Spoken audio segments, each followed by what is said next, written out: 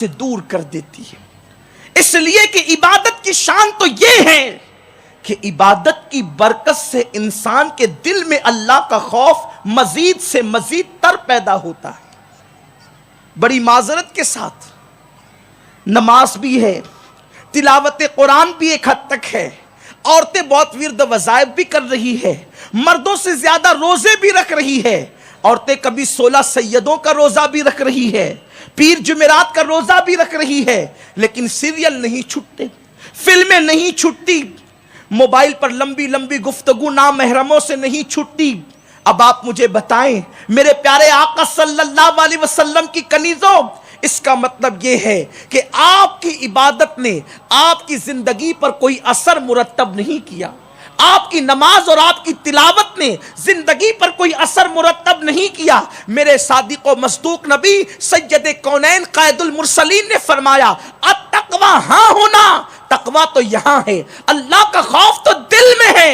اگر دلوں کے اندر اللہ کی خشیت نہیں تو بناوٹی دین سے کچھ حاصل نہیں۔ میرے پیارے آقا صلی اللہ علیہ وسلم کی کنیزوں، بڑی معذرت کے ساتھ کبھی کبھی سننے میں آتا ہے فلانی عورت تو بڑی پابند ہے نماز کی، تلاوت قرآن کی بڑی پابند ہے، پرس سے پنسورا کبھی چھوٹتا نہیں ہے، سفر میں جاتی ہے تو بھی لے کر جاتی ہے، لیکن پھر گھنٹہ گھنٹہ 1.5 گھنٹہ اجنبی لڑکوں سے بات بھی ہو رہی ہے۔ ایسا کبھی نہیں ہو سکتا۔ ارے جن کے دلوں میں اللہ کا ڈر پیدا ہوتا ہے پھر وہ تو مباح اور بعض جائز کاموں کو بھی ترک کر دیتے ہیں۔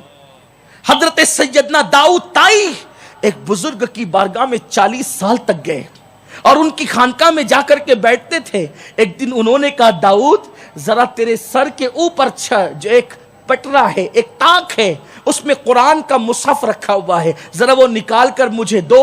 تو حضرت داؤد طائی نے کہا کہاں ہے؟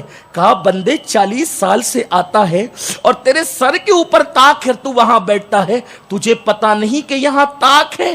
حضرت داؤد طائی نے کہا اللہ کے ڈر سے اوپر اس لیے نہیں دیکھتا کہ اگر بلا وجہ اوپر دیکھ لیا، اللہ نے پوچھا کہ تو نے نظروں کا غلط استعمال کیوں کیا تھا، تو میں اللہ کو جواب کیا دوں گا؟ اس لیے حضرت 40 سال سے آپ کی خانقاہ میں آتا ہوں، لیکن میں نے کبھی آپ کی خانقاہ کی تاک تک نہ دیکھی۔ وہاں 40 سال تک خانقاہ میں آ کر 40 سال میں کبھی خانقاہ کی تاک بھی نہیں دیکھی جس میں قرآن رکھا ہوا ہے، اور یہاں تو تاک جھانک آج فیشن بن چکا ہے۔ میرے پیارے آقا صلی اللہ علیہ وسلم کی کنیزوں، ہم کہاں ہیں جس کو حقیقت میں خشیت ربانی کہتے ہیں؟ قرآن اس کی طرف اشارہ کر رہا ہے، حقا تقاتی، ایسا ڈرو جیسا فیشن ہے وہ نہیں، ایسا ڈرو جیسا ڈرنے کا حق ہے۔